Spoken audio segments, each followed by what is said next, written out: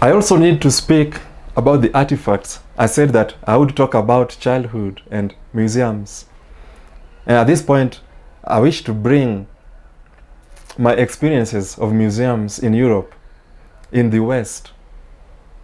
I had the opportunity to walk through the island of museums in Berlin.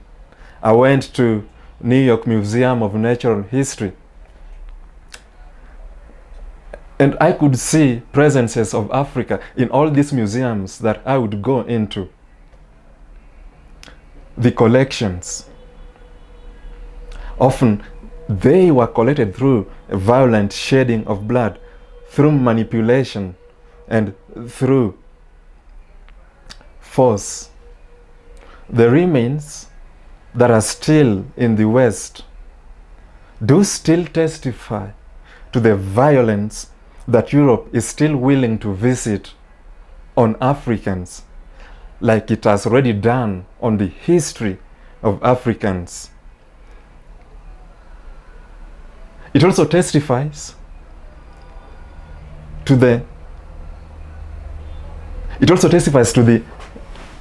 desire of Europe to look at itself as in control of how we memorialize the past and how we want to dictate the present to be. This violence and its continued display in the museums does not regard the nice expressions that this call for new future between Europe and the West does. It is still veiled in processes of erasing the history of Europe in Africa. You ask about the future of Africa and Europe, but Europe still stands as this monolithic giant who is blind to the disorders it created and still perpetuates these atrocities. It perpetuates them in a very transformed nature. The contextualizations of these artifacts that were many times meant for ritual and cultural practices in Africa, and the commercialization of these artifacts is an affront to a better usage of difference.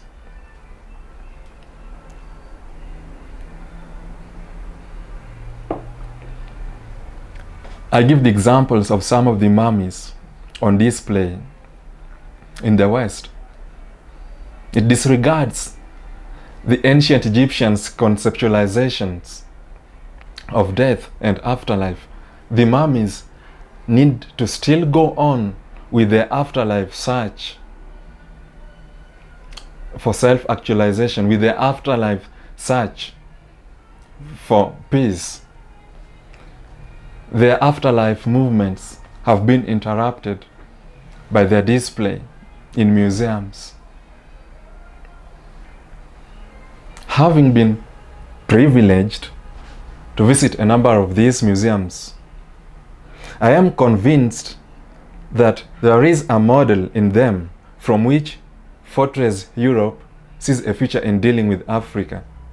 I say that I was privileged in the sense that it is not common for an African in Africa to be given a visa to visit museums in Europe. This is why it is also urgent to repatriate the artifacts back home. I move back to the effect of the remains and artifacts that are still imprisoned in European museums. These remains signify a renegotiation of futures that is not of equal partners, but one in which financial and military capacities dictate the terms of negotiation. It is a future in which respect of Africans or Africa is symbolized by the detention of African cultural artifacts in European museums. It is a future that is decayed in line with the decay that colonialism wrought in the encounter and engagement between Africa and Europe. Therefore, it is not surprising that presently Europe occupies a world that is increasingly fortified. It is a world that is closed in itself physically, emotionally, and even demographically in terms of racial hierarchies.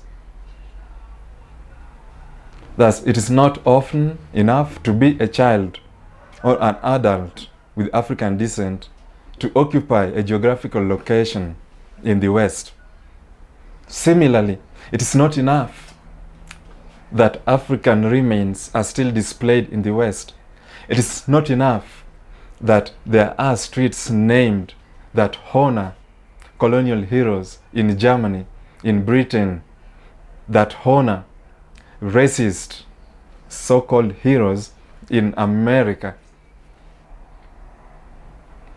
Much more is still expected of the minority, the African minority in the world. So long as one operates in a world that is closed in itself, it does become an uphill task trying to negotiate existence in Europe while being black. The system carefully controls the movements of the so-called minority people. It's about the immigration official calling you aside out of the queue in the airport to look twice at your eye color, to question where you live in Europe, to question your destination, to question who's going to host you in Europe, to grade you into a good African and stamp your passport. Good African, proceed. It is about the police randomly stopping you in public or in a recreation park in the West just to find out why you are sitting alone. Sometimes just to find out why you are sitting in a group. The inward-looking Europe cleanses its history in Africa by ignoring the history of its atrocities in Africa.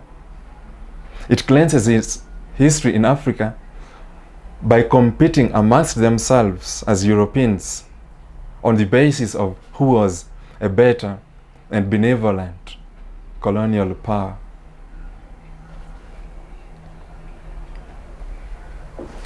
There is a sense in which it attempts to judge Europe in Africa by having this competitive nostalgia. This nostalgia hangs on my neck when I think about the visions that Europe has for Africa. It is one of the futures that we need to sidestep. It is not enough that Europe fortifies its borders. Actually, Europe goes to great offensive lengths to create the false narrative that being black is a lesser form of being human.